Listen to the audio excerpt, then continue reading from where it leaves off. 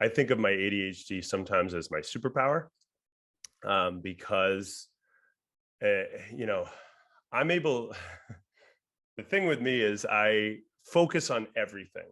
So I have learned over this period of time how to, I don't even want to use the word cope. I think more just utilize my strengths and improve on my weaknesses, um, and really step into like the things that make me unique and the things that I can actually help others with. Because I mean, like you said, so many other people struggle with these learning disabilities and learning challenges, and we're all on some kind of spectrum of learning, right? Like we all learn differently as well, and we all have different experiences and perceptions and interpretations of what that is. So I feel like in the early days I definitely felt self-conscious about having to be pulled out and having to get tested and all of these things and being in learning center and all of that stuff.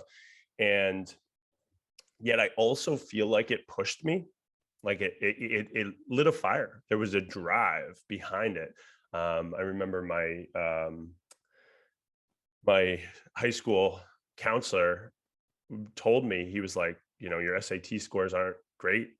I think you'd probably be lucky to get into college. And it's not a great thing to tell a kid, but I was like, you can't tell me what I can and can't do. Oh, And so right. basically, so I ended up getting into college, and I went to college, and ironically, the person there as well was like, you'd be there. We take 16 out of the 100 people in the health and physical education department. So you'd be lucky to get into the program. And I'm like, you can't tell me what I can and cannot do. And then even at the end of it, they were like, you'd be lucky to get a job out of school because, it's kind of tricky. I was coming out in between 2006, 2007, 2008. Like those were the time periods when I was coming out. And, I ended up getting a teaching job right out of the gate. And it really helped me visualize one of the most profound lessons in my life, which was you should never accept a diagnosis that doesn't empower you.